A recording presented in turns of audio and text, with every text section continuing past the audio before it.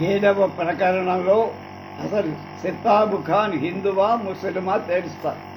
ఏకశిలా నగర కైఫియత్తులోని భావాన్ని వ్యాఖ్యానిస్తూ డాక్టర్ హీరానంద శాస్త్రి ఇలా రాశారు. ఏకశిలా నగర కైఫియత్తును నమ్మితే సితాబు ఖాన్ తన కాంక్షా సిద్ధి కోసం, అంటే మహమ్మదీయ విజేత అగ్రహం నుండి తప్పించుకోవటానికి ఇస్లాంను స్వీకరించాడేమో అని అనుకోవచ్చు. ఇందు ప్రకటితమైన శాసనం కానీ, మహమ్మదీయ చరిత్రలో వ్రాత కానీ, ఇంకా ఇతర ఆధారాలేవి అతని హిందువనే చెబుతారు. మొదటి కైఫియత్తులో బోయవాడని నొడవబడి, బోయలు పల్లకి మోయడం, చేపలు పట్టడం వృత్తిగా గల శూద్ర జాతీయులైన అల్పుడు కావున వీడు కులకు పట్టుదల కలవాడుగా ఉండకపోవచ్చు. అల్పజాతి సంభవుడవటం చేత అగ్రవర్ణాలు వాళ్ళతని గౌరవింపకుండా ఉండటం చేత, వీడు వాళ్ళని ద్వేషిస్తూ ఉండటం చేత ఇదంతా సంభవించేవాడు. హిందూ దేవాలయ శిలా పరికరాలలో ఇతడు రాతికోట నిర్మాణాన్ని ముగించి ఉండటం అర్థమవ్వటం లేదు. అప్పటి సంగతి సందర్భంగా పురస్కరించుకొని వాడు అలా ప్రవర్తించిన అవసరం కలిగిందే. ఆ పవిత్ర మందిరాలు శిథిలమైపోగా వాటి పరికరాలు వినియోగించి ఉండొచ్చు. పేరు చివర నుండే ఖాను శబ్దం వాడు మహమ్మదీయుడైనట్టు చెబుతారు. ఇప్పుడు ఎలాంటి సందర్భంలో మహమ్మదీయ మతం పొందాడు మనం చెప్పలే. ఇప్పుడు అతని దృష్టిలో ఈ శాసనం అంటే క్రీస్తు శకం 1504లో వీడు సనాతన ఆచార పరాయణుడైన హిందూ అయినా సితాబ్ ఖాన్ పేరుతోనే వాడు తెలియబడ్డాడు. ఈ కైఫియత్తునే నమ్మాల్సి ఉంటే వీడి కాలానికి ముందే అన్య మతాన్ని స్వీకరించి ఉండి ఉంటాం. దీనికి సాదృశ్యంగా వరంగల్లు జయించిన మొదటి మహమ్మదీయుడు సితాబ్ ఖాన్. ఇతడు దుర్గం యొక్క పశ్చిమ ద్వారం దగ్గర కొన్ని మందిరాలు కట్టించని గ్రిమ్సన్ ఆఫ్ ది నిజామ్స్ డొమినియన్స్ అనే గ్రంథం చెబుతారు. ఈ వాక్యాలు బట్టి వీరిలో చివర ఉండే ఖాను శబ్దం చరిత్రకారుని తప్పుదోవన పడేసి ఉండొచ్చు. ఎందుకంటే సితాబు ఖాను మతాన్ని బట్టి ముసల్మాన్ అనటానికి తెలిపే ప్రమాణం ఇంతవరకు ఎక్కడా లేదు. పైగా మహమ్మదీయ చరిత్రకారుడైన ఫెరిస్తా మొదలైన వాడు ఇతడు వీడిని కాదనే అన్నారు. ఈ విధంగా వీడు ముసల్మాను కాదని స్పష్టం. 1504లో గాఢ ధర్మాభిరతుడైన హిందువని ఈ శాసనమే నిర్దేశం. పైన పేర్కొన్న కైఫియత్తులో ఇతడు హిందువుల ద్వేషి అని చెప్పబడిందే కానీ వీడు నిజంగా ముసల్మాన్ అయినట్టు ఎక్కడా లేదు. తిమ్మూరు కైఫియత్తు వీడు బోయపురంలో జన్మించినట్టు చెబుతారు. కనుక అగ్రవర్ణాల వాడు అల్పజాతి సంభవాలను మర్చిపో. అగ్రవర్ణ హిందువులు ఆయా శూద్రులను అంచెదులను హిందువులుగా పరిగణించేవాడు. కనుక ఇతని ద్విజుడిగా వర్తమాన కాలం ఆచారానుసారంగా అగ్రవర్ణాల వాడు ఒప్పుకోలేదేమో అని తోస్త. అయినా వీడు ముసల్మాన్ కాడు. అగ్రవర్ణాల వాళ్ళ ప్రవర్తన తన ఇలా విస్పష్టంగా ఉండటం చేత తన ఇష్టమైనట్టు ప్రకటించుకోవడానికి నిశ్చయి భోగి వంశంలోని మహారాజన్యుడిగా, విక్రమాదిత్య తుల్యుడిగా ఈ శాసనంలో తాను వర్ణితుడు అయినట్టుగా ఏర్పడు.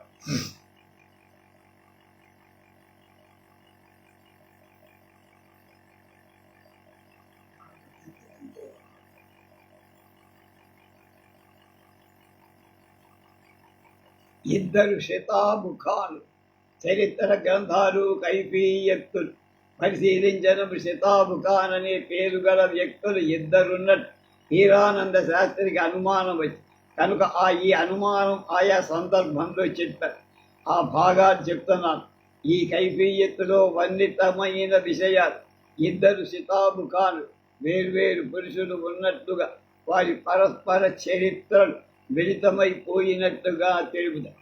ఈ కైఫియత్ సితాబ్ ఖాన్ జీవితంలో కొన్ని సంఘటనలను పేర్కొంటారు. అవి గోల్కొండ సుల్తానైన ఇబ్రహీం కుతుబ్ షా రాజ్యకాలం నాటి 1551-1580. మన ఈ శాసనపు సితాబ్ ఖాన్, హురూర హుమాయూన్, శాఖ 1458 1461 సమకాలికుడు కనుక ఈ కైఫియత్తులో ఇబ్రహీం కుతుబ్ షాహా సమకాలికుడిగా చెప్పబడిన షితాబ్ ఖాన్ మరొక వ్యక్తికై ఉండాలి. ఇబ్రహీం కుతుబ్ షాహా కాలంలో షితాబ్ ఖాన్ అయిన వాడొకడుండాలని తారీఖీ కుతుబ్ షాహీలో ఈ క్రింది కథనం వల్ల తెలుసు. నిశ్చయంబుగా వీడు మరొక షితాబ్ ఖాన్ అయి ఉండాలి. ఈ రెండు కైఫియత్తుల విషయాలు కలగా పులగం చేశాయి. క్రూర హుమయూన్ షాహా కాలం నాటి షితాబ్ ఖాన్ వేరని, ఇబ్రహీం కుతుబ్ షాహా కాలం నాటి షితాబ్ వేరని కనుగొనలేకపోయాయి. బొరహానీ బుషీర్ అనుసరి పైన చెప్పిన ప్రకారం క్రీస్తు శకం 1460 ప్రాంతం హుమయూన్ కింది అమీర్లలో షితాబ్ ఖాన్ ఒకడై ఉండాలి. ఈ కాలంలో వీడు 20 లేక 25 ఏళ్ల వాడు. పూర్వోక్త వాక్యాలు బట్టి ఇద్దరు షితాబుకారులున్నట్టు హీరాలాల్ నందశాస్త్రి గారు అభిప్రాయాన్ని స్పష్టపడి ఇద్దరున్నారని తలపటమే సమంజసంగా కనపడు. అయితే ఇద్దరు మొదటి వాడై శాసనపు వీరుడు హిందువని స్పష్టం. ఈ విషయంలో చిత్ర భారతంలోని వర్ణనా విశేషాలన్నీ ధృవపరుస్తారు. రెండవ వాడు మహమ్మదీయుడని నిరూపించడానికి వేరే కారణాలు కనిపిస్తుంది. ఏకశిలానగర కైఫియత్తులో చివరి వాక్యాల్లో డాక్టర్ హీరానంద శాస్త్రి గమనించినట్టు లేదు. అందులో ఇలా ఉంది: షితాబ్ ఖాన్ వెంబడి కొందరు రత్నకంబళ్ళు నేసేవాడు ఉత్తరం నుండి వచ్చి ఈ శిలాదుర్గంలో అతని వద్దనే నిలిచిపోయాడు. ఈ వాక్యంలో షితాబ్ ఖాన్ వెంబడి ఉత్తరం నుండి వచ్చిన పదాలు రెండు షితాబ్ ఖాన్ ఉత్తరం నుండి వచ్చాడని అర్థం.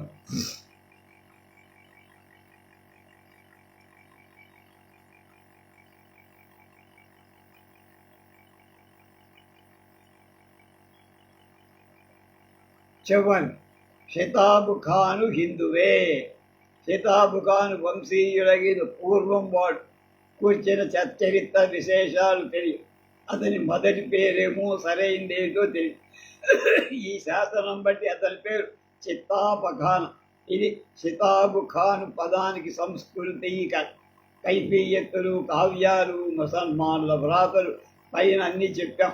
దాంట్లో ఇతని పేరు మొదట సీత. ప్రారంభ దశలో సీతాపతిని గౌరవంగా పిలవబడి తర్వాత షితాబ్ ఖాన్ అనే పేరు పొంది ఉండవచ్చు. కొంతకాలం మహమ్మదీయ రాజుల కింద సర్దారుగా ఉండడం చేత హుమయూన్ షాహాయో మరెవరో అతనికి ఈ బిరుదు ఇచ్చి ఉండాలి, లేదా ఇతడే తనకు తానే బిరుదు పెట్టుకొని కూడా ఉండొచ్చు. ఏదీ నిర్ధారణ లేదు.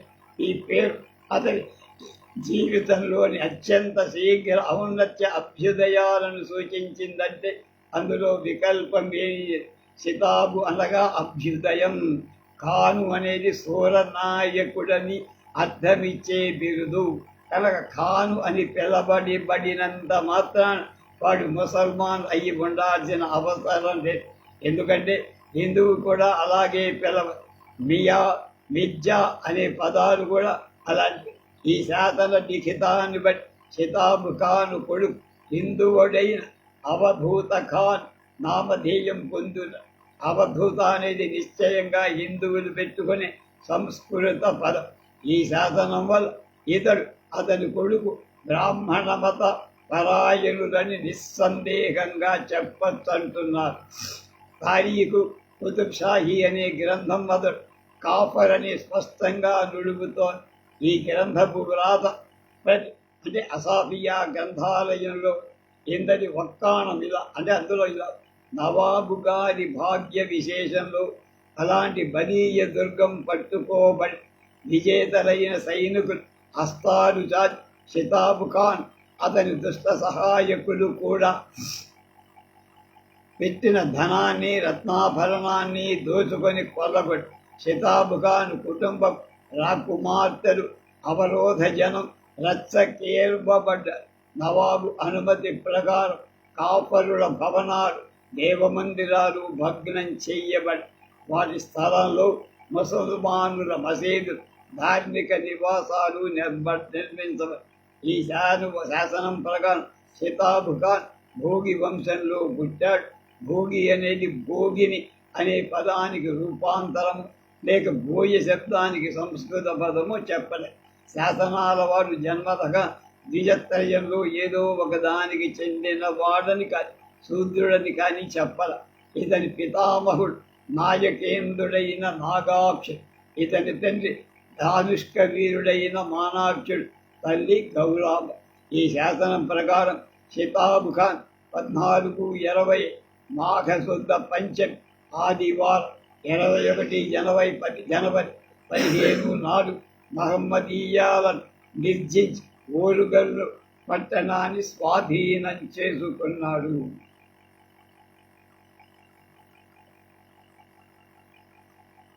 బురహని మూషిర్ అనే గ్రంథం ప్రకారం కుతుబ్ షాహీ రాజ్యంలో చేరి ఉండదని చెప్తాను. వరంగల్ అప్పటి వీళ్ళంటే కులీ కుతుబ్ షా తెలంగాణలోని సామంత రాజులందరిపై ప్రభుత్వం వహించి తన పూర్వ రాజ్య ప్రాంతాన్ని వరంగల్కు, కొయ్యలకొంటకు, వాటి సామంతులకు తలిపివేశారు.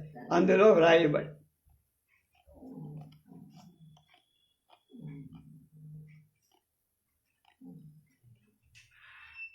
రాజవాచకంలో చెప్పబడినట్లుగా షితాబ్ ఖాన్ వీర విహారం సలుపుతూ 1516 వరకు జీవించాడని స్పష్టం.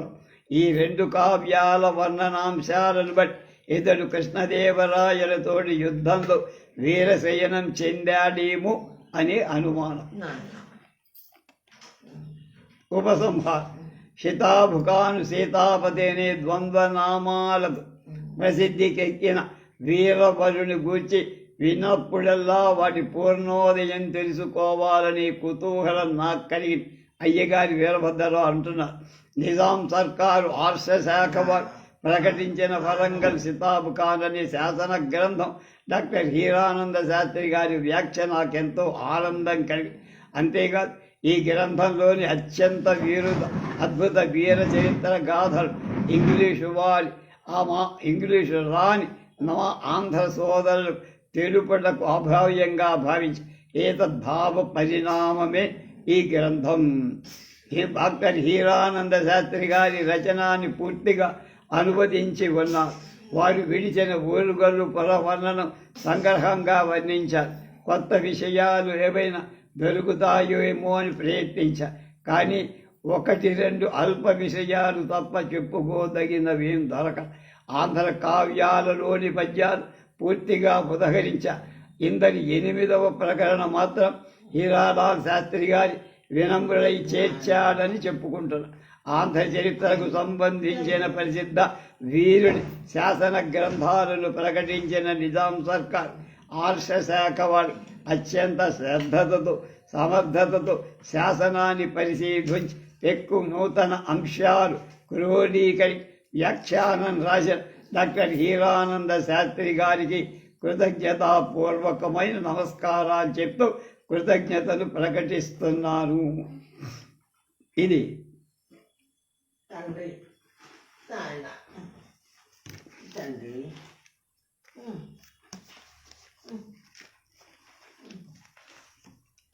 అయ్యగారి వీరభద్రరావు గారి రచన.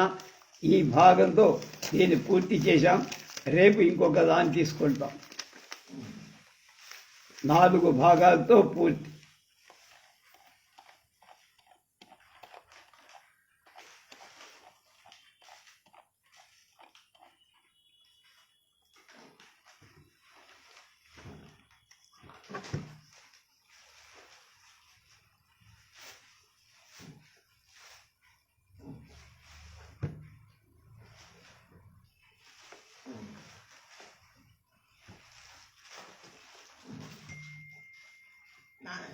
నాయన తండ్రి తండ్రి